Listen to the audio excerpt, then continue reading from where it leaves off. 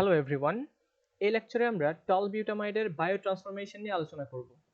টলবিউটামাইড আমরা সকলেই জানি এটা একটা class 1 antidiabetic sulphonyl urea drug, যেটা ব্লাড গ্লুকোজ লেভেলকে কমাতে সাহায্য করে। তো এটা যখন আমাদের ব্লাডে যাবে, যখন এটা কাজ করবে, তখন আমাদের বডি অর্থাৎ লিভার তার বিভিন্ন এনজাইমের সহায়তায় এর বায়োট্রান্সফরমেশন ঘটাবে, মেটাবলিজম ঘটাবে এবং বডি থেকে বের করে দিবে। আমরা সকলেই জানি যে মেটাবলিজমের দুইটা ধাপ থাকে। একটা হচ্ছে ফেজ 1 মেটাবলিজম, যেখানে নরমালি আমরা বলি নন সিনথেটিক ফেজ।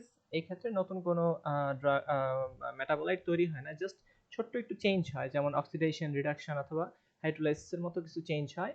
আর ফেজ 2 মেটাবলিজমে এখানে মেজর একটা চেঞ্জ হয়। এই মেজর চেঞ্জের মাধ্যমে পরবর্তীতে এটা বডি থেকে ড্রাগটা বের হয়ে যায়। তো ফেজ 1 এবং ফেজ 2 এর জন্য, স্পেশালি ফেজ 1 এর জন্য আমাদের বেশ কিছু এনজাইম ফ্যামিলি থাকে, স্পেশালি সুপার ফ্যামিলি, যেটাকে আমরা বলি সাইটোক্রোম P450। সুপার ফ্যামিলির প্রায় বেশ অনেকগুলো enzyme, specially CYP1, CYP2, CYP3, এই তিনটা সাইটোক্রোম P450 এনজাইম এটা ড্রাগ মেটাবলিজমের জন্য দায়ী। স্পেসিফিক্যালি টলবিউটামাইডের জন্য আমরা দেখতে পাচ্ছি সাইটোক্রোম P450 সুপার ফ্যামিলির যে সেকেন্ড ফ্যামিলি ড্রাগ রয়েছে এবং যার সাব ফ্যামিলি সি, এবং এটার মেম্বারটা হচ্ছে 9, অর্থাৎ সাইটোক্রোম P450-2C9।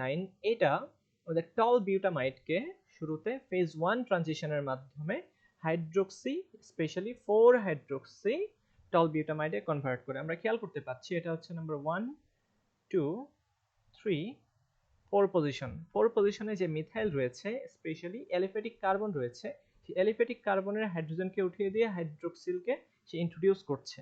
দ্যাট মিনস এই জায়গায় আমরা বলতে পারবো যে aliphatic hydroxylation, aliphatic carbon hydroxylation ঘটছে, যাকে আমরা বলি phase 1 oxidation, oxidation reaction.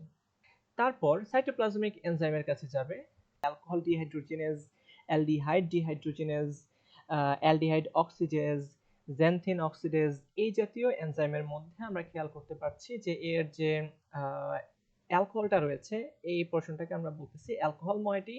Alcohol থেকে সে হাইড্রোজেনকে বের করে দিচ্ছে, হাইড্রোজেনকে বের করে দিয়ে সে কার্বক্সিলিক অ্যাসিড, স্পেশালি আমরা বলছি 4-কার্বক্সিটলবিউটামাইড, 4-কার্বক্সি সি ডাবল বন্ড ও OH, 4-কার্বক্সিটলবিউটামাইডে কনভার্ট করছে এবং এর লিপোফিলিসিটি কমিয়ে দিয়ে হাইড্রোফিলিসিটি অনেক বেশি পরিমাণে বৃদ্ধি করলো, যার ফলে এটা খুব ইজিলি আমাদের কিডনি দিয়ে এক্সক্রিট আউট হয়ে যাবে।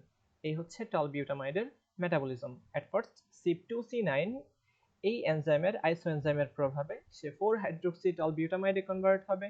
সেই 4-হাইড্রোক্সিটলবিউটামাইড মেটাবলিজমের মাধ্যমে 4-কার্বক্সিটলবিউটামাইড এটাতে কনভার্ট হবে, এবং এই ক্ষেত্রে যে এনজাইমটা কাজ করে তার নাম অ্যালডিহাইড ডিহাইড্রোজেনেজ, যে অ্যালকোহল ডিহাইড্রোজেনেজ। যেহেতু এটা অ্যালকোহল, আমরা জানি অ্যালকোহল, এবং এই অ্যালকোহল থেকে হাইড্রোজেন বের হয়ে যাচ্ছে, আলফা হাইড্রোজেন বের হয়ে যাচ্ছে, যার মাধ্যমে সে আবারও অক্সিডাইজড হয়ে COOH বা কার্বক্সিলিক অ্যাসিডে কনভার্ট হলো, এবং এটা পরবর্তীতে র্যাপিডলি এক্সক্রিট আউট হয়ে যাবে আমাদের বডি থেকে। এই হচ্ছে টলবিউটামাইডের বায়োট্রান্সফরমেশন।